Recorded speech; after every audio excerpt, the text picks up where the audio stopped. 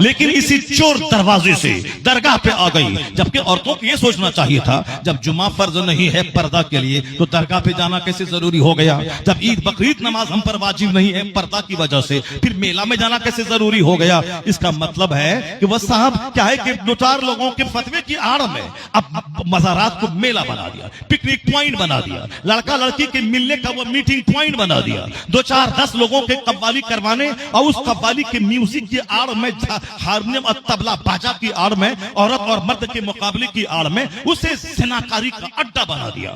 ہر جگہوں پہ 2-4-10 لڑکیوں کو لے کے بھاگنے کا ماحول پیدا ہو گیا۔ اسلام پاک مذہب ہے، اسلام پاکیزگی میں وشواس کرتا ہے، اس لیے وہاں نفس کو مٹانا ہوگا، دوسرے سے خطرناک مقابلہ کرنے کے لیے بیجا تعویل نہیں کرنی ہوگی، شریعت کے تقاضوں کو دیکھنا ہوگا، شریعت چاہتی کیا ہے، اسلام چاہتا کیا ہے۔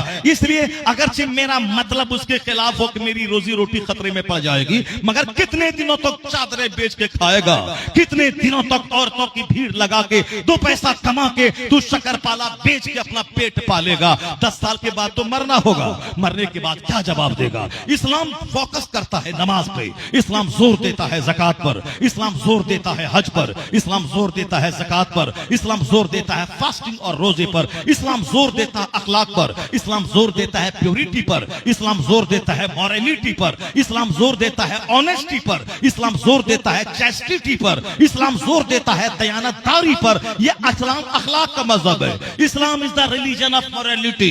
اسلام is the religion of nature. Islam is the religion of discipline. Islam discipline کا مذہب ہے، اخلاق کا مذہب ہے، پاکیزگی کا مذہب ہے۔ ہم نے اسے ڈھول کا مذہب بنا دیا، ہم نے اسے ہارمونیم کا مذہب بنا دیا، ہم نے اسے جہالت کا مذہب بنا دیا۔ اس لیے اے قوم مسلم، تم اپنے پیر کے بجائے صحابہ کی زندگی کو پیش کرو، مصطفیٰ کی زندگی کو پیش کرو، سرکار غوث اعظم جو سارے پیروں کے پیر ہیں ان کی زندگی پیش کرو۔ اگر سب اپنے باپ دادا میں لڑتے رہو گے تو برباد ہو جاؤ گے۔ بزرگان دین کو سامنے لاؤ، چھوٹے چھوٹے اختلاف کو مٹا دو، متحد ہو جاؤ، جنت وہاں ملے گی، کامیابی یہاں ملے گی۔ تکبیر، نعرہ رسالت، پیغام مصطفیٰ، قانون مصطفیٰ، خلیفہ تاج الشریعہ، عطا تاج الشریعہ، بستی بستی قریہ قریہ۔ نفس کو مٹانا ہوگا، اپنے نفس کو پاک کر۔ قد افلح من تزکا، وہ کامیاب ہو گیا جس نے اپنے آپ کو پیوریفائی کیا، اپنے آپ کو گندگی سے بچا لیا، گندی سوچ، گندا خیال، گندے وسوسات، گندے پلان سے جو اپنے آپ کو بچا لیا۔ کپڑا اگر گندا ہو تو ابھی پانی دھو کے صاف کر لے گا، لیکن اگر ضمیر گندا ہو جائے اس کا کیا علاج ہوگا؟ سوچ گندی ہو جائے اس کا کیا ہوگا؟ اس لیے کپڑا وائٹ پہننا کمال نہیں ہے، دل کو وائٹ رکھنا یہ کمال کی بات ہے، دماغ کو وائٹ رکھنا یہ کمال کی بات ہے۔ نیت المومن خیر من عملی، مسلمان کی نیت اس کے عمل سے بہتر ہے۔ ان اللہ لا ينظر الى صورکم ولکن ينظر الى قلوبکم واعمالکم۔ Allah does not see your face, Allah does not see your wealth, but Allah sees your heart, Allah sees your deeds, Allah sees your action۔ اللہ نہیں دیکھتا کہ تیرا چہرہ کتنا خوبصورت ہے، اللہ تمہارے اعمال کو دیکھتا ہے، اللہ تمہاری نیتوں کو دیکھتا ہے، اللہ تمہارے دلوں کو دیکھتا ہے کہ دل میں کیا چل رہا ہے، دماغ میں کیا چل رہا ہے۔ سامنے مسکراہٹ ہے اور یہاں عداوت کی چھری ہے کہ موقع ملے فوری پیٹ میں گھونپ دیں۔ اب جہاں یہ 2 رخے لوگ رہیں گے اس سماج میں چین سکون کہاں سے ملے گا؟ بزرگوں کی زندگی کا ایک چیپٹر میں کھولتا ہوں، اس کو آپ غور سے سنیے، کیسے کیسے لوگ تھے، کیسی کیسی سوچ تھی، آپس کے اختلافات کو کس طرح سے نپٹاتے تھے۔ مصطفیٰ کو سامنے رکھ کر، قرآن کو سامنے رکھ کر، اپنے نفس کو مٹا کر کے کیسے سماج خوبصورت بنتا تھا۔ ایک کتاب اسلامک ہسٹری میں ایک چیپٹر ملتا ہے، ایک قاضی منذر نام کے ایک بڑے نیک، بڑے صالح اور بہت متقی پرہیزگار ایک بزرگ تھے جو مسجد میں نماز پڑھاتے تھے اور شہر کے قاضی تھے۔ قاضی مطلب چیف جسٹس، جو مقدمات کا فیصلہ کرے، طلاق، نکاح، خلا اور دوسرے امور کو وہ دیکھتا رہے۔ قاضی منذر وہ مسجد کے امام، جمعہ کی امامت کرتے تھے۔ جو بادشاہی وقت تھا، وہ مصر کا جو بادشاہ تھا، وہ بادشاہ مکان بنانے میں اتنا مست ہو گیا تھا کہ نماز پنجگانہ تو چھوڑیے جمعہ میں بھی تاخیر سے آتا تھا، جمعہ میں بھی تاخیر سے آتا تھا. اس قدر بڑے محل بنانے کا خواب اس کے دماغ میں آیا، اس محل میں مصروف ہو گیا. نماز پنجگانہ تو چھوڑیے جمعہ کے لیے بھی آنے میں تردد ہوتا تھا اور گاہے بگاہے نمازیں اس کی چھوٹ جاتی تھی. ایک جمعہ کو بادشاہ مصر آیا جمعہ میں، اور قاضی منذر جمعہ کے خطاب میں انہوں نے دنیا کی جو مذمت کی آیتیں تھیں، جو مصطفیٰ کی حدیث میں جو دنیا کی مذمت کی گئی ہے، یہ دنیا مردار ہے، یہ دنیا مثل مردار کے ہے، یہ دنیا پر لعنت کی گئی ہے. الدنیا ملعونۃ و ملعونۃ ما فیہا، یہ دنیا پہ لعنت کی گئی ہے اور جو کچھ اس میں ہے اس پر بھی لعنت کی گئی ہے. دنیا کے طلبگاروں پہ لعنت، مگر اللہ عالم اور متعلم اور ذکر اللہ وما والا، یعنی اللہ کا ذکر، عالم علم سیکھنے والا، اور جو چیز علم دین سے ریلیٹڈ ہے وہ اس پر لعنت نہیں ہے. کیا مطلب؟ مکان بنانا کمال نہیں ہے، اپنے اخلاق کو سنوارنا یہ کمال کی بات ہے، اپنی زمین کا مقابلہ کرنا یہ کمال نہیں ہے، بلکہ تمام فرائض و واجبات کو وقت پہ ادا کرنا یہ کمال کی بات ہے. قاضی منذر نے زبردست تقریر کر دی جمعہ کے دن تعمیرات کے وبال کے اعتبار سے. کل بنا وبال الا بضرورت، حدیث میں آیا ہے تمام تعمیر باعث وبال ہے مگر جو ضرورت کے تحت ہو. یعنی جو مکان دکھاوے کے لیے بنائے وہ مکان اس کے لیے لعنت ہے، وہ مکان اس کے لیے بد دعا کرے گا. ہم مکان کا مقابلہ کرنے نہیں پیدا ہوئے ہیں، ہماری گردن پہ تو موت کی تلوار لٹک رہی ہے. کس وقت موت آ جائے. مسلمان جنت کے لیے پیدا ہوا ہے، جنت کی تیاری کے لیے پیدا ہوا ہے. اس لیے یہ دنیا آخرت کی کھیتی ہے. الدنیا مزرعۃ الآخرہ، یہ دنیا آخرت کی کھیتی ہے. اس دنیا میں بندہ اس جنت کے حاصل کرنے والا کام کرے، اسی میں سے ٹائم نکال کر کھانے پینے کے لیے تھوڑی محنت کر لے، پہننے اوڑھنے کے لیے تھوڑی سی محنت کر لے، باقی سارا فوکس اس جنت کا محل جو سونے چاندی کی اینٹ سے بنا ہوگا، جو مشک اور کستوری کے گارے سے جس کو جوڑ دیا گیا ہوگا، جہاں کی زمین ہیرے جواہرات کی ہوگی، جہاں خوبصورت بیویاں جو تھوکے تو ساتوں سمندر کا سالٹیڈ واٹر سویٹ ہو جائے، جہاں شرابن طہورا کی نہریں، یہ ساری بہاریں اللہ نے جنت میں تیار کر دی ہے. سب کچھ اس کے لیے جو اس دنیا میں جنت کی تیاری کرے گا، ایمان لائے گا، اچھا کام کرے گا. ظاہر سی بات ہے جس کے گھر میں دینی ماحول ہوگا، جہاں چرچا حدیث قرآن کا ہوگا، اس کے بال بچے IAS آفیسر بننے کے بعد بھی غلام مصطفیٰ بن کے رہیں گے، وہ مومن بن کے رہیں گے. اور جہاں دین کا چرچا نہیں ہوا، جنت کا چرچا نہیں ہوا، صرف DL.Ed انجینئرنگ میڈیکل کالج صاحب، نیتا گیری صاحب، پیسہ کمانا، ادھوگ لگانا، دولت جمع کرنا، وہاں کے بال بچے خوبصورتی کے دل دادا ہوں گے، مال پر عاشق ہوں گے، چھوکری کی وجہ سے دین لوٹے مگر لڑکی چاہیے، نوکری کے لیے چاہے دین لوٹے داڑھی لوٹے مگر نوکری چاہیے. وَيُبِيعُ دِينَهُ بِعَرَةٍ مِّنَ الدُّنْيَا. مصطفیٰ کہتے ہیں آخر زمانے میں مسلمان اتنا اندر سے ڈیمیج ہو جائیں گے کہ دنیا کے بدلے میں اپنا دین بیچ ڈالیں گے، دین بیچ ڈالیں گے. اتنا بیچیں گے کہ صبح رہیں گے مسلمان، شام کافر ہو جائیں گے، شام مسلمان رہیں گے، صبح کافر ہو جائیں گے. کوئی تنظیم اس کو روک نہیں پائے گی. مسلمانوں کے ہزاروں بیٹے کافروں کے ساتھ بھاگ رہے ہیں، مسلمانوں کی لاکھوں بیٹیاں مشرکوں کے ساتھ بھاگ رہی ہیں. اس کا واحد ذمہ دار وہ گھرانہ ہے جہاں کھیل کا، تماشا کا، امیتابھ کا، گانے کا، میوزک کا، ہارمونیم کا، طبلہ باجا کا، مال کمانے کا جہاں شوق دلایا جاتا ہے، وہاں تو جہاں چہرہ ملا اچھا، ایمان لٹا کے ان کے ساتھ بھاگی جائے گی بیٹیاں. ہم نے بیٹی کو بتایا کب یہ دنیا عارضی ہے، یہ دنیا فانی ہے، یہ جوانی چند دنوں کی کہانی ہے، موت انتظار کر رہی ہے، مرنے کے بعد جہاں خربوں سال رہنا ہے، اصل آرام وہاں کا، اصل تکلیف وہاں کی. اس لیے یہ دنیا پہ فوکس نہ کیا جائے. اگر ہم اسے جنت کی کہانی بتاتے، آخرت کی کہانی بتاتے، پل صراط پہ 500 سال کے برابر جو راستہ ہے، باریک سے تلوار سے زیادہ تیز، بال سے زیادہ باریک، یہ کہانی بچوں کو بتاتے، بچیاں ہماری سہم جاتی، وہ دنیا میں لذتوں کی خاطر اپنے ایمان کا سودا نہ کرتی. اگر ہم اسے حدیث سناتے، بزرگوں کی کہانی بتاتے، اگر بیٹیوں کو کوئی کافر 10 کروڑ روپے کا آفر دے کر اس کے ایمان کو لوٹنا چاہتا، یہ کہتی میں تیرے چہرے پہ تھوک دوں گی، زندگی بھر کنواری رہ جاؤں مگر ایمان کا سودا نہیں کروں گی. मगर ईमान का सौदा नहीं करूंगी। ये वही बोलेगी जिसके बाप ने घुट्टी में इस्लाम पिलाया होगा, जिसके बाप ने जन्नत की बात बताई होगी, जिसके बाप ने दुनिया को चंद दिन की कहानी और असल आखिरत की कहानी उसकी दास्तान सुनाई होगी। तब उनके बेटे बचेंगे।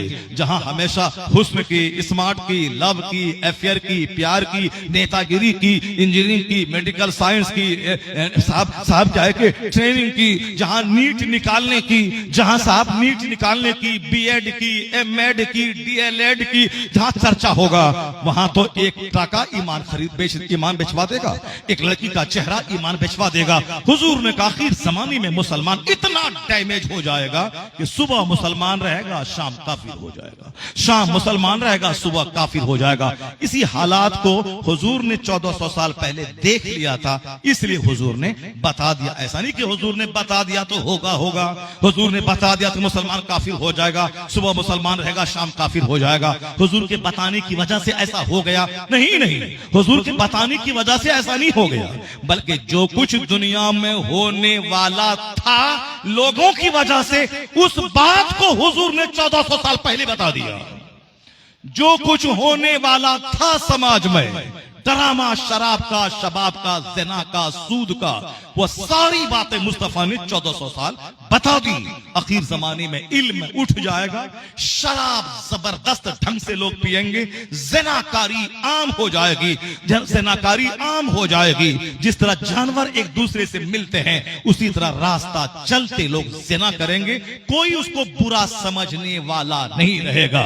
जैसे पहले जमाने में और 80 साल की बूढ़ी भी वह सर पे आंचल रख के रहती थी, कोई अजनबी पड़ोसी उसका बाल नहीं देख पाता था, चेहरा नहीं देख पाता था। लेकिन आज वह पर्दा खत्म हो गया। आज एक जवान लड़की दुपट्टा के बगैर जींस टी शर्ट पहनकर सड़कों पे आम टहल रही है, जबकि सारी निगाहें उसके ढांचे को देख रही होती हैं और मर्दों के दिल दिमाग में बहुत सारे हलचल मचती रहती है। लेकिन कौन कहे, ये तो एक फैशन हो गया। अब कोई बोलने वाला नहीं है कि ऐसा निर्वस्त्र होके क्यों चल रही है, और अगर कोई बोलेगा उसको जेल में डाल दिया जाएगा, क्योंकि उस निर्वस्त्र रहने वाली औरतों की तरफ से बोलने वाला जज है, बोलने वाला कोर्ट है, बोलने वाली कचहरी है, बोलने वाले स्कूल के जिम्मेदार हैं। समाज के लुच्चे लफंगे गोंडे चाहते हैं कि औरतें नंगी सड़कों पे रहें, ताकि मेरी आंखें मजा लेती रहें, ताकि हम उसको देख देख कर अपना दिल बहलाते रहें। वरना एक औरत सर से लेके पांव तक निकाब पहन के स्कूल पढ़ने आई है,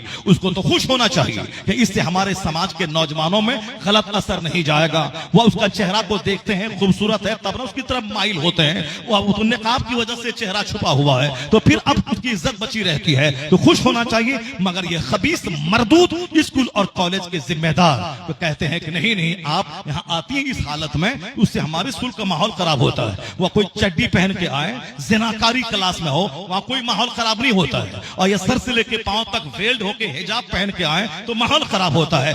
जब ज़िना को अच्छा समझने वाले पदाधिकारी पद पे मनोनीत हो जाएं, तब कौन होगा जो बुराइयों को रोक पाएगा। इस जमाने में ईमान बचाना इतना मुश्किल होगा जितना हथेली पर आग रखना मुश्किल होगा। हदीस में आया है, लोग शहर बे शहर घूमेंगे, यहां तक कि जंगल बकरी को लेके जाएंगे, जो जंगल में बकरियां चराएगा उसी का ईमान महफूज रहेगा। जो जहां भीड़ भाड़ में ज्यादा रहा उसका ईमान तो ऐसे ही तबाह बर्बाद हो जाएगा। जैसे हथेली पर आग रखना मुश्किल होगा, उसी तरीके से ईमान बचाना मुश्किल हो जाएगा। ये शहादत गहे उल्फत में कदम रखना है।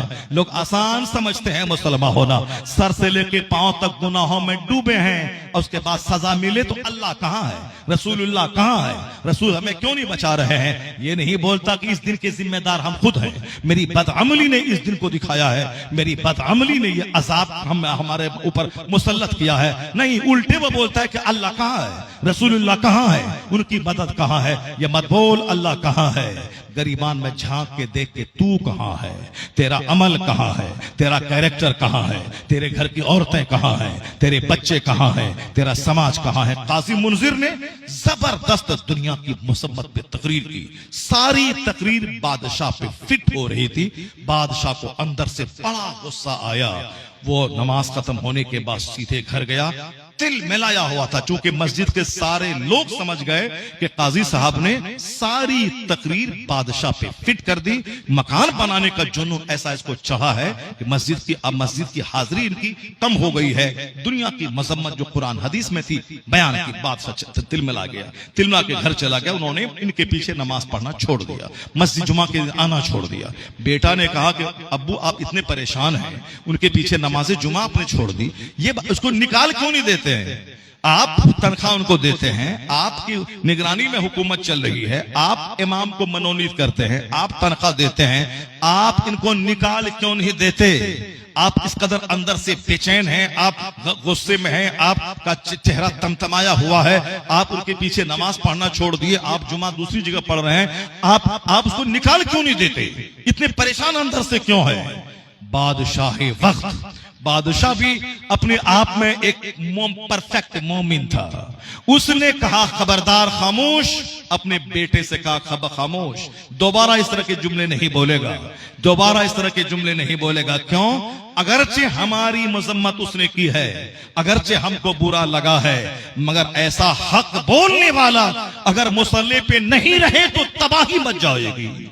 वो हक बोला है, वह सच बोला है। खबरदार तुम दोबारा ऐसे जुमले जबान से मत निकालना। मुझको तकलीफ हुई है, मैंने नमाज पढ़ना छोड़ दिया है, मैं दूसरी मस्जिद में जा रहा हूं, लेकिन ऐसा हक बोलने वाला आलिम कभी भी माजूल नहीं किया जाएगा, सस्पेंड नहीं किया जाएगा। यह है ऊंचे उठ के सोचने की बात, यह है छोटी छोटी बातों को नजरअंदाज करके अपनी जिल्लत रुसवाई झेल ले, इस्लाम की रुसवाई बर्दाश्त ना करे, मसलक की रुसवाई बर्दाश्त ना करे। हम नंगे हो गए, गंदे हो गए, चौपट हो गए, गलीज हो गए, मदरसा को मिटाने की कसम खा लिया, जलसा को रुकवाने की कसम खा लिया, और साहब कंपटीशन कर दिया। वो साहब मदरसा खोला है, हम खोलेंगे, वो मस्जिद बनाया है, नमाज तो नहीं पढ़ेंगे, अलबत्ता दिखाने के लिए मस्जिद खोलेंगे। मस्जिद में एसी लगाना कमाल नहीं है, मस्जिद में जितनी ज्यादा नमाजों की तादाद हो वही मस्जिद दुआ करती है, कमाल मस्जिद है। रहे मस्जिद मिट्टी की, नमाजी मार्बल होना चाहिए। यहां से मौज की खातिर मस्जिद, मदरसा, दीवार, मार्बल, ग्रेनाइट सब शान शौकत दिखलाने के लिए है। अल्लाह के लिए कौन नमाज पढ़ेगा? अल्लाह के लिए कौन मस्जिद तामीर करेगा? अल्लाह के लिए कौन अपने सारे दिलों के गंदे ख्यालात को मिटाकर अच्छे लोगों को सराहेगा? कौन होगा ऐसा? एक बार मिस्र में कहत छाया, बारिश रुक गई, सारे लोग परेशान हो गए। बादशाह मिस्र ने क्या कहा? काजी मुनजिर से जाके कहो वह दुआ करें कि अल्लाह बारिश रहमत का नजूल फरमा दे। वही जिनके खिलाफ उन्होंने तकरीर की थी, वो क्या कहते हैं? अपने गुलाम से, काजी मुनजिर से जाके कहो कि बारिश बंद हो गई है, लोग परेशान हैं, वो दुआ करें कि बारिश हो जाए। अल्लाह समद। जब बादशाह मिस्र सुल्तान अब्दुल नासिर का जब काजी मुनजिर के पास पहुंचा तो काजी साहब ने कहा कि बादशाह इस वक्त क्या कर रहा है? इस वक्त में कहत छाया है, बारिश रुक गई है, मुझसे दुआ की दरखास्त करने के लिए तुमको भेजा है, ये बताओ कि बादशाह इस वक्त कर क्या रहा है? कहा बादशाह इस वक्त जमीन पे अपनी पेशानी रगड़ रगड़ के दुआ कर रहा है। बादशाह मिट्टी पे अपनी नाक पेशानी रगड़ कर वो दुआ कर रहा है, रो रो कर। कहा जाओ खुशखबरी सुना दो, जब मुल्क का बादशाह वह मिट्टी पे नाक रगड़ के दुआ करे, खुशखबरी सुना दो कि अब बारिश होने ही वाली है, बारिश आने वाली है। इधर कासिद खबर लेके गया, उधर वो झमाझम बारिश हुई कि सारा मिस्र सरसब्दोशाताब हो गया। ये है बुजुर्गान दीन की वो कहानियां जो हम जैसे गंदों को अपना आईना दिखलाती है। कैसे वह लोग कुव्वते बर्दाश्त, कुव्वते सब्र के मालिक थे। वह लोग छोटी छोटी बातों, गंदी गंदी बातों के पीछे पड़कर इस्लाम का, मस्जिदों का, मदरसे का नुकसान नहीं करवाते थे। इस्लाम का मफाद जिसमें हो, सुन्नियत का मफाद जिसमें हो, मसलक का मफाद जिसमें हो, मशरब का मफाद जिसमें हो, उस मफाद की खातिर अपने जिल्लत को बर्दाश्त कर लेते थे, मगर इस्लाम को नुकसान नहीं पहुंचने देते थे। यही कहानी बुजुर्गान दीन से हमारी जिंदगी में रोशनी के लिए काफी है। मैंने कहा आपसे कि एक खातून बगदाद की सर से लेके पांव तक नेकी का मुजस्समा है, और एक बाप दिन भर जिहाद, रात भर सजदा, एक खता हो गई اس کی معافی کے لیے 10 سال تک نوکری، پھر لولی لنگڑی اپاہج گونگی سے نکاح کرنے کی شرط پر راضی ہو جانا، تاکہ ساری تکلیف دنیا کی مگر قیامت کے دن بے داغ ہو کے جاؤں، وہاں اللہ کے نزدیک شرمندہ نہ ہونا پڑے۔ لولی لنگڑی اپاہج بیوی دنیا کی مصیبت ہے، چند دنوں کی، یہ جھیل لوں گا، مگر اگر معافی اسی شرط پہ ٹھہری ہے تو بس میں اس لولی لنگڑی سے نکاح کرنے کو تیار ہوں۔ تیار ہو گئے، کیوں؟ ایک مصیبت کو اٹھانے کے لیے۔ لیکن جو اللہ سے سودا کرتا ہے، اللہ تعالیٰ زیادہ دن تک اس کو نقصان میں نہیں رکھتا، اللہ تعالیٰ بہترین بدل عطا فرماتا ہے۔ اس نوجوان نے اللہ کی محبت میں آخرت کے عذاب سے بچنے کے لیے ایک لولی لنگڑی سے شادی کر لی، تاکہ ہمارا یہ جرم معاف کر دے۔ نہ سوچا تھا کہ خوبصورت ہوگی، نہیں، بلکہ لولی لنگڑی سمجھ کے نکاح کر لیا۔ اللہ کی محبت میں، اللہ سے ڈرتے ہوئے، قیامت کے دن حساب کتاب سے کی گرفت سے بچتے ہوئے، اس گناہ کے داغ کو یہی دھونا چاہا۔ معلوم ہے جب حجرہ عروسی میں داخل ہوا، حسن و جمال کی دیوی بیٹی ہے، باہر نکلا، محسوس ہوا کہ میری بیوی نہیں، میں غلط کمرے میں داخل ہو گیا ہوں۔ لیکن لڑکی کے والد نے کہا، بیٹا یہ تمہاری بیوی ہے، میں نے جو کہا تھا لولی لنگڑی گونگی، اس معنی کر کہا تھا کہ میری بیٹیا اتنی پرہیزگار ہے کہ زبان نے آج تک گناہ نہیں کیا ہے، کان نے آج تک خطا نہیں کیا ہے، ہاتھ پاؤں سے گناہ کا صدور نہیں ہوا ہے۔ وہ لڑکا سجدے میں سر رکھ کے اللہ کی اس نعمت کا شکر ادا کیا ہوگا، مالک میں آخرت کے عذاب سے بچنے کے لیے، میں نے اس گناہ کی معافی کے لیے اس لڑکی کو میں نے قبول کیا تھا، تو نے اس سودے کو نفع بخش بنایا کہ جنت تو دور ہے، اسی دنیا میں اس صبر کا زبردست انعام تو نے عطا فرما دیا۔ جب باپ اللہ سے ڈرنے والا، ماں سر سے لے کے پاؤں تک نیکی کا پتلا، تب اللہ نے دونوں کے ملنے کے بعد جو اولاد دیا ہے وہ کروڑوں قادریوں کا امام اور مرشد، ولیوں کا سردار عبد القادر جیلانی کی صورت میں عطا فرما دیا ہے۔ ایک غوث اعظم کا لنگر کھانے والے، ایک توشہ اور مالیدہ کھانے والے، ایک صاحب غوث اعظم کے نام پہ لنگر لٹانے والے۔ غوث اعظم لنگر سے اتنا خوش نہیں ہوں گے جتنا آپ کے جھوٹ چھوڑنے سے خوش ہوں گے، آپ کی نمازوں کی پابندی سے خوش ہوں گے، جتنا آپ کے تقوی و پرہیزگاری سے خوش ہوں گے۔ لنگر تو کھلایا، جو ڈیلی کھاتے ہیں وہ کھلا دیا، لیکن غوث اعظم کا جو مشن تھا، برائیاں مٹانا، نیکیاں پھیلانا، مصطفیٰ کے دین کو قائم کرنا، امیر سے لے کے غریب سارے گھروں میں پاکیزگی کا ماحول پیدا کرنا، شراب نکال کر وہاں تلاوت قرآن کو داخل کرنا، غوث اعظم کا مشن یہی تھا۔ اور وہ مصر پورے بغداد کو برائیوں سے پاک کر گئے، دین کو زندہ کر دیا۔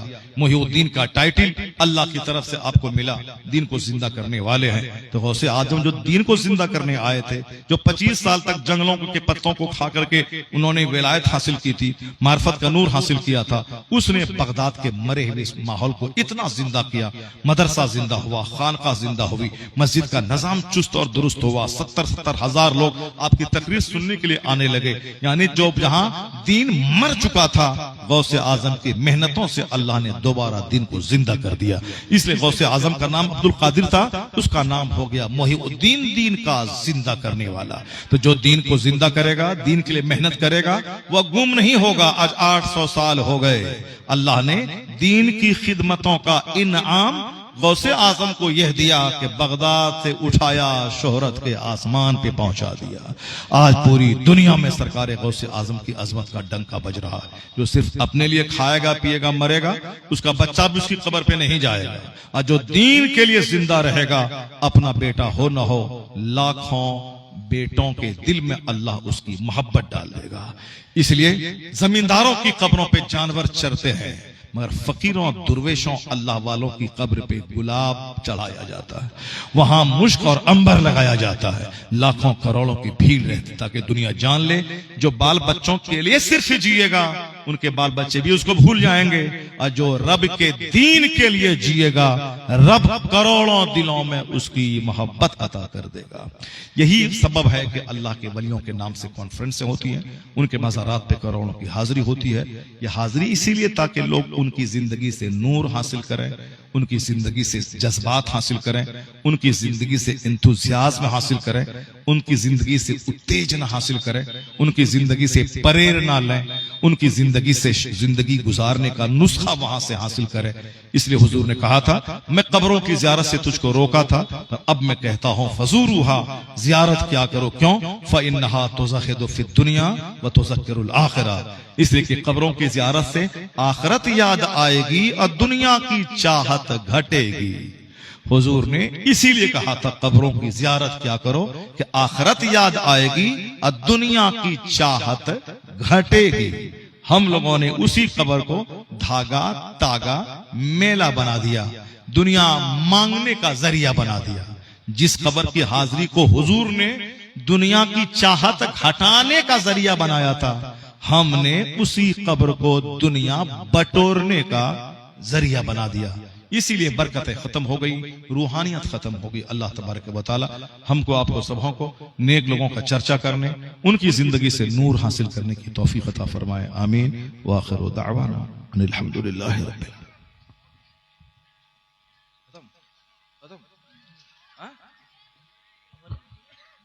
نہیں ختم ہو گیا نا، پھر سلام پڑھنا ہے کہ دعا کرو۔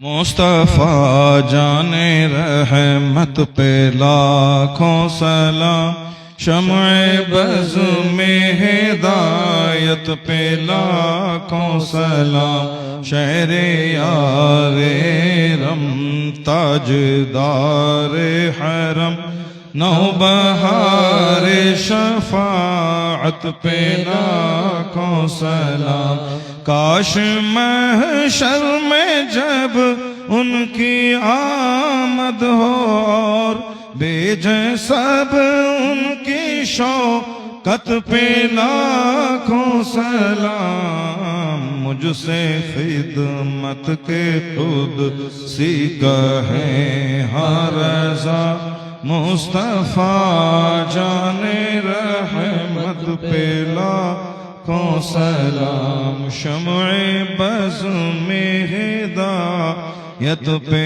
لاکھوں سلام، ڈال دی قلبوں میں عظمت مصطفیٰ، سیدی اعلیٰ حضرت پہ لاکھوں سلام۔ الصلاۃ والسلام علیک یا رسول اللہ وعلی آلک و اصحابک۔